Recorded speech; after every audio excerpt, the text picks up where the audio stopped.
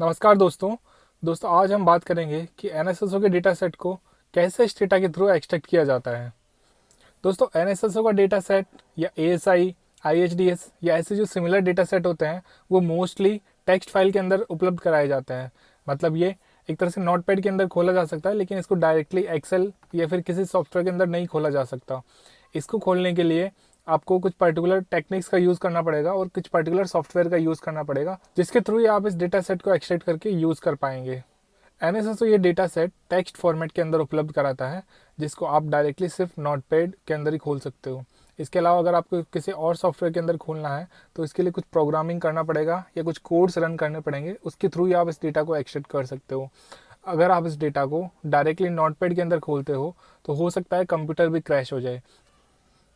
इसमें simple text files ही होती है, लेकिन उनमें बहुत ही ज़्यादा कंडेंस तरीके से कंप्रेस की हुई बहुत सारी इन्फॉर्मेशन होती है, तो इससे कंप्यूटर के क्रैश होने का खतरा भी रहता है।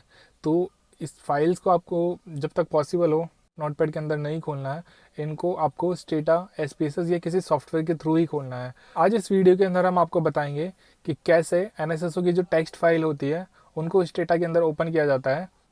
अगर आप एनएसएसओ की जो टेक्स्ट फाइल्स दी हुई होती है उनको डायरेक्टली ओपन करते हैं तो आपको उसमें कुछ भी समझ में नहीं आएगा। उसमें बस नंबर्स दिए हुए होते हैं और बीच बीच में कुछ स्पेस होता है और कहीं पर तो कोई स्पेस भी नहीं होता है। ऐसे में उस डेटा को पढ़ना ऑलमोस्ट इम्पॉसिबल होता है। तो उसके अंदर क्या होता है, जहाँ पे भी कुछ पर्टिकुलर इन्फॉर्मेशन दी होती है, हमको किसी और फाइल के थ्रू ये ट्रैक करना होता है कि कौन सी इन्फॉर्मेशन कहाँ पे दी हुई है। फिर हमें सॉफ्टवेयर को डायरेक्ट करना होता है कि उस पर्टिकुलर लोकेशन के ऊपर ये पर्टिकुलर इन्फॉर्मेशन है, तो उसको एक्सट्रैक्ट किया जाए। इसके लिए स्टेटा के अंदर आपको कुछ पर्टिकुलर कमांड देनी होगी और उसके थ्रू डेटा एक्सट्रैक्ट होगा। सबसे पहले हम आपको जो स्टेटा की फाइनल कमांड होती है जिसके थ्रू डेटा को एक्सट्रैक्ट किया जाता है वो दिखा देते हैं। उससे आपको यह आइडिया हो जाएगा कि अपन को कैसे स्टेटा के अंदर वो कमांड डेवलप करना है और उसके थ्रू कैसे डेटा को एक्सट्रैक्ट करना है। ये हम आपको डू फाइल के थ्रू भी बताएंगे। एनएसएसओ या ऐसे similar kind of data set को एक्सट्रैक्ट करने के लिए स्टेटा के अंदर एक पर्टिकुलर कमांड होती है जिसे इनफिक्स कमांड बोलते हैं। अगर आपके स्टेटा के अंदर ये कमांड नहीं है तो आप इंस्टॉल कर सकते हो इनफिक्स कमांड को, और उसके बाद में दिस पर्टिकुलर कमांड के द्वारा आप डेटा को एक्सट्रैक्ट कर सकते हो। तो आपको क्या करना होगा, तो जैसे डू फाइल के अंदर आप लिखिए इनफिक्स, उसके बाद में जो जो वेरिएबल्स एक्सट्रैक्ट करना है तो उनका एक पर्टिकुलर सीक्वेंस होगा। जैसे आप कमांड लिखिए इनफिक्स, फिर उसके बाद में वेरिएबल का नाम जो आपको एक्सट्रैक्ट करना है, फिर उसके बाद में उसकी location. For example infix space NIC code, और उसके बाद में एनआईसी कोड जहाँ पे दिया हुआ है वो पर्टिकुलर लोकेशन का उस पर एड्रेस लिखिए, जैसे 13 to 16। अब उस टेक्स्ट फाइल में जिसका यहाँ पे रेफरेंस दिया जाएगा उसके अंदर जो भी इंफॉर्मेशन 13 से 16 वाले लोकेशन के ऊपर है वो यहाँ पे स्टेटा के अंदर एक्सट्रैक्ट हो जाएगी। तो जैसे आपको मल्टीपल वेरिएबल्स को एक्सट्रैक्ट करना है तो आपको क्या करना होगा, इनफिक्स, फिर जैसे एनआईसी कोड है, फिर उसका रेफरेंस दे दिया, मतलब पर्टिकुलर लोकेशन का वो बता दिया। उसके बाद में जो आपका नेक्स्ट वाला वेरिएबल है जो आपको एक्सट्रैक्ट करना है, फॉर एग्जांपल जैसे स्टेट कोड एक्सट्रैक्ट करना है। अब स्टेट कोड 2 डिजिट का है तो उसके बाद में आपको क्या लिखना है, इनफिक्स एनआईसी कोड स्पेस, फिर उसका लोकेशन, फिर उसके बाद में स्पेस देके फिर स्टेट कोड, फिर स्पेस, स्पेस देने के बाद में आपको लिखना है उसका जो पर्टिकुलर लोकेशन है कि कहाँ पे स्टेट कोड दिया हुआ है उस टेक्स्ट फाइल के अंदर, जैसे 13 to 18 या जैसे 22 to 24 ऐसे दिया हुआ है तो उसके बीच में डैश लगाना है, जैसे 23-24, 13-16। तो ऐसे डैश लगाने के बाद में आप जितने भी वेरिएबल्स हैं वो वेरिएबल्स वहाँ पे लिख सकते हैं और फिर एट ए टाइम सारा का सारा डेटा एक्सट्रैक्ट किया जा सकता है। लेकिन आपको क्या करना है, जैसे इनफिक्स कमांड हो गया, उसके बाद में जितने भी वेरिएबल्स को एक्सट्रैक्ट करना है उनका इन्फॉर्मेशन हो गया जो पर्टिकुलर फॉर्मेट के अंदर। उसके बाद में आपको लास्ट के अंदर जो टेक्स्ट फाइल कहाँ पे दी हुई है उसका लोकेशन डालना होगा। तो उसके लिए आपको लिखना होगा जैसे लास्ट वाला जो भी वेरिएबल आपने दिया, फॉर एग्जांपल कास्ट 3 to 4, जैसे 3-4। उसके बाद में आपको लिखना होगा यूजिंग, यूजिंग के बाद में डबल कोट होगा इन्वर्टेड वाला, फिर उसके अंदर आपको वो रेफरेंस देना होगा कि कहाँ पे ये पर्टिकुलर टेक्स्ट फाइल मौजूद है। और उसके बाद में जब आप उस पर्टिकुलर पूरी की पूरी कमांड को रन करोगे तो स्टेटा के अंदर वो डेटा एक्सट्रैक्ट हो जाएगा।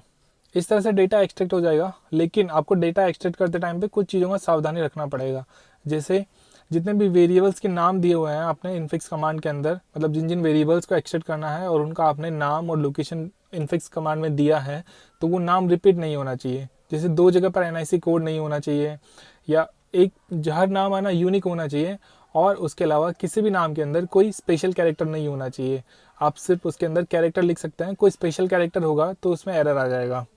अब जैसे आपने इस तरह से डेटा को एक्सट्रैक्ट कर लिया है, तो उसके बाद में आपको डेटा को वेरीफाई करना पड़ेगा कि मतलब जो आपने डेटा एक्सट्रैक्ट किया है वो एग्जैक्टली सही है या नहीं है। तो इसके लिए आप कुछ रैंडम वेरिएबल्स लीजिए उसमें से और देखिए कि जो शेड्यूल फाइल में दिया हुआ है उसी की तरह से डेटा इसमें आया है या नहीं है।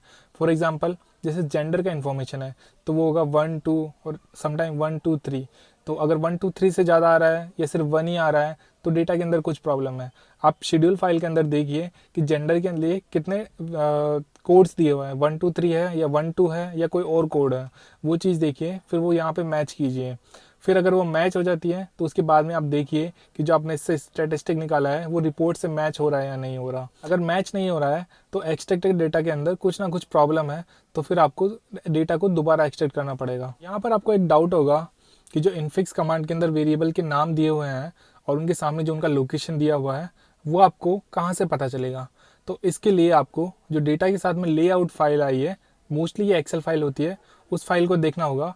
उसके अंदर सारे वेरिएबल्स का नाम होगा और वेरिएबल्स के नाम के सामने उनका पर्टिकुलर लोकेशन भी दिया हुआ होगा और साथ में ये भी बताया होगा कि इस पर्टिकुलर वेरिएबल को एक्सट्रैक्ट करने के लिए आपको कौन से ब्लॉक का डेटा लेना है, या मतलब कौन सी वाली टेक्स्ट फाइल को चूज़ करना है उस पर्टिकुलर डेटा को एक्सट्रैक्ट करने के लिए।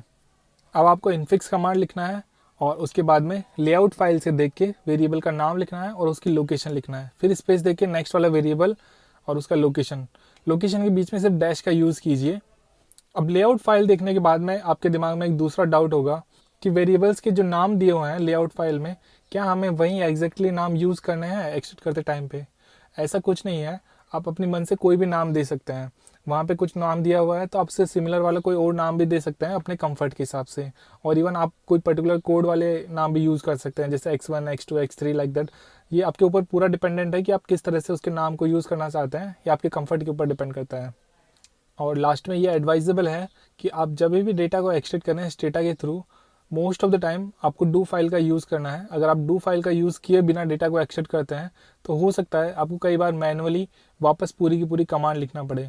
तो हमेशा डू फाइल का यूज़ कीजिए और उसके थ्रू ही डेटा को एक्सट्रैक्ट कीजिए।